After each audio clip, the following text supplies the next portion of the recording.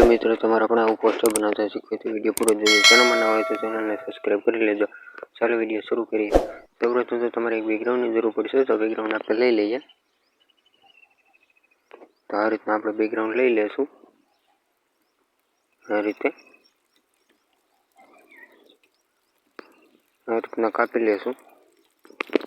આ રીતે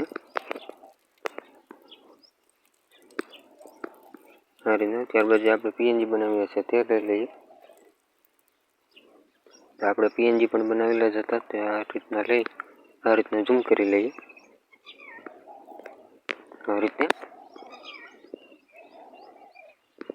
આ રીતના ઝૂમ કરી લેશું। આ રીતે લોક મારી દે ત્યારબાદ જે લખેલું ટાઇટલ છે તે લઈ લઈએ। तो આપણે લખેલું ટાઇટલ આ રીતના લઈ લઈશું। સાઈઝ નાના મોટી કરી શકો આ રીતના।